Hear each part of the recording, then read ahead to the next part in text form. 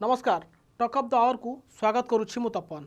आज talk of the hour topic रही ओडिसी पाई केन्द्रर पछघुंचा। दर्शक बंधु ओडिशार अस्मिता को कुठारघात करिवार कोनोसी भी सुजोग को जेमिति हाथ छड़ा करने को चाहुनी केन्द्रर बीजेपी सरकार। निकटरे आमे आलोचना करथिले पाइक विद्रोह को देशर प्रथम स्वाधीनता संग्राम मान्यता देबाकू केन्द्र सरकार अग्राह्य कर देइथिले। 1817 मसीहार बक्सी जगबंधु नेतृत्व में पाइक और तत्कालीन ओडिशार बहु संभ्रांत वर्ग इंग्रेज सरकार विरोध में देशर प्रथम सशस्त्र विद्रोह करथिले।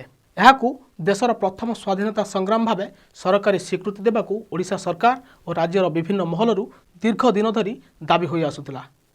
निजे राष्ट्रपति और प्रधानमंत्री मध्य एहाकू व्यक्तिगत भाव में स्वीकृति देइथिले।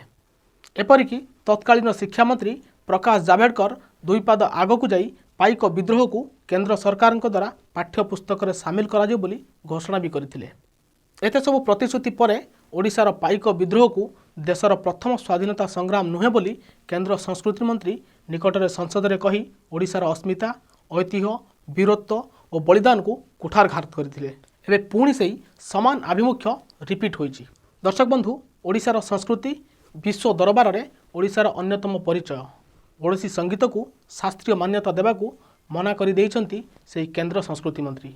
एने खोद संसद में केंद्र संस्कृति मंत्री कहिछंती जे जेकोसी सांगीतिक धारा को शास्त्रीय मान्यता केंद्र सरकार प्रदान करती नहीं। ओडिसी संगीत को शास्त्रीय मान्यता प्रदान संबंध में ओडिया संप्रदाय एवं केतक प्रतिनिधि बारंबार करुवा अनुरोध को केंद्र सरकार ग्रहण करती कि नहीं बोली संसद में अच्युत सामंत प्रश्न करथिले।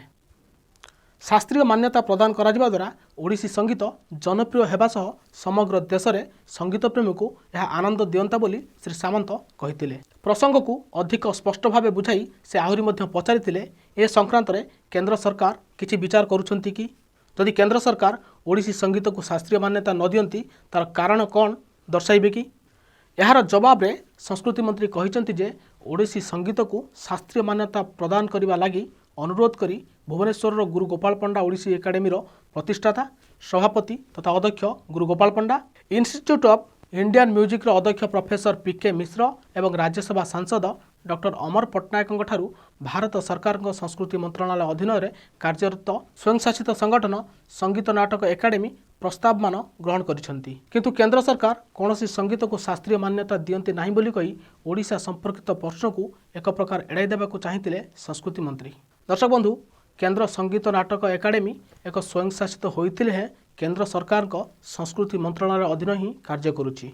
अतएव संगीत नाटक एकाडेमी ठारू ओडिशा को शास्त्रीय मान्यता दियाजिबार प्रक्रिया संपर्कित तथ्य हासिल करिबारे संस्कृति मंत्री पाखरे कौनसी समस्या ही नथिला। किंतु सेही कथाटी नकरी मंत्री संपूर्ण प्रसंग को जेपरी उपेक्षा करिसेंती ताहा ओडिशार अस्मिता संस्कृति ऐतिह्य उपरे आउ एक कुठारघात सदृश होईछि।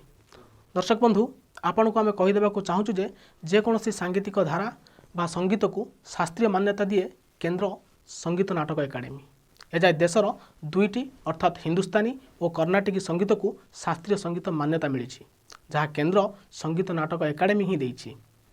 अतएव आम कहवा कथा केंद्र संगीत नाटक एकाडेमी कार्य परिसर और ओडिसी को शास्त्रीय संगीत मान्यता देबारे पछघुंचार असल कारणटी न कही केंद्र संस्कृति मंत्री संपूर्ण प्रसंग को अणदेखा बा उपेक्षा करिसेंती।